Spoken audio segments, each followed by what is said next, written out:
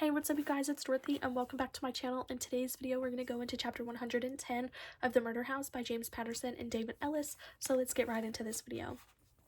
This video may contain sensitive topics and foul language. If you do not wish to continue, I suggest you click off the video now. You have been warned.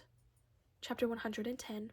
My thoughts zigzagging in every direction, trying to make sense of it all. Noah, Isaac, Aiden, not to mention the entire Southampton Town Police Department after me, heavily armed and prepared for combat, but something is telling me that the key to this is Aiden Willis.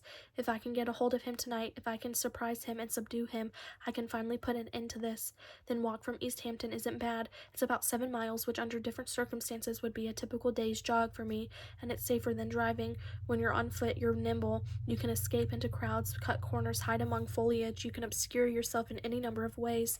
The sky overhead is threatening rain, which will really suck if it happens, but the good news is that in the meantime, it darkens the sky and brings a rough equivalent of nightfall prematurely. I make it to the beach and kick off my shoes and tromp along the sand, the restless Atlantic Ocean. To the south, a carefree breeze playing with my hair. I don't look like a fugitive, and unless the police are conducting beach patrol, I'm practically invisible to them. So I sit in the sand less than a mile from my destination, watching the foamy tide crash ashore and recede, waiting for the moment to arrive. I guess if my guess about Aiden is right, he's settling in right now, nestled in his hiding spot, his guard slowly lowering somewhere in the house at 7 Ocean Drive. At midnight, I make the decision. It's time. Hopefully he's asleep, or at least close to it, not expecting company in any event. I step out of the sand onto the parking lot and look up at the mansion. No lights are on, no visible sign of life. Not that I expected Aiden to be hosting a party. I walk along Ocean Drive until I reach the front of the house, my nervous system catching up and sending warning signals to me, filling my chest, Justin's revolver in my right hand, the flashlight in my left. I tried to the driveway entrance, expecting resistance, planning to push open and squeeze myself between the twin gates, but it's not locked. I push open one side and open and enter, then close it back up without allowing my imagination to wonder why the gate would be open.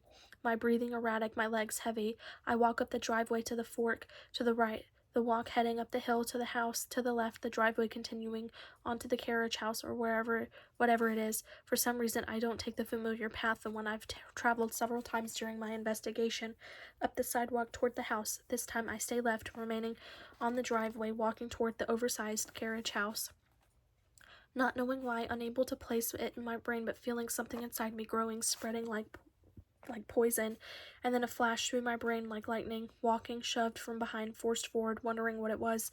A stable, a garage, a separate house. Where is it that he's taking me? Walk, move, walk faster, you stupid girl. I suck in breath. I should turn around now. I know that if I had any senses, I turn and run. Instead, I shine my light forward just briefly to see if there's anything in front of me. Up the driveway toward the structure, I move slowly. Faster, walk faster. As I approach it, the tall double doors for the entrance on the ground. At my feet, a long chain with a broken lock. Somebody unlocked this door recently. He's here. Aiden is here. I put my flashlight in my mouth and raise my gun with free hand. I pull on the door handle and yank it open. In one motion, I drop to a knee, remove the flashlight from my mouth, and click it on, sweeping it over the space inside. Open air, 2 stories tall. Big, yes, but empty. Empty. Stains on the concrete floor from automobiles once upon a time, a rack on the wall for tools, though none are present right now, a carpenter's desk too, a wooden top with steel legs, with an old saw and a vise on top, empty, but a different kind of empty. I shine my light along the floor of the desk. There are circles on the floor, dust markings, from where the legs of a tool desk rested not long ago. Someone moved the desk, I mumble to myself. Recently, very recently. Why move it? I shine the light along the floor and the area where the desk once stood. Before it being moved, there is a break in the concrete, an outline, a square, lying on the top of it, a short length of rope. I squat down for a closer look. Some color paint, but the surface of the square looks different. I try to pick up the rope, but it's stuck to the floor, attached somehow, and the surface is wood, not concrete. A wooden square with a rope attached to it. I grab the rope and this time pull it on it hard. The wooden square jars loose. What the hell? I pull harder, and the piece of wood pops upward, a burst of cool air escaping from beneath it. A hidden door, I whisper. There's something underneath this floor. That is the end of this chapter. I will see you guys in the next video. Bye.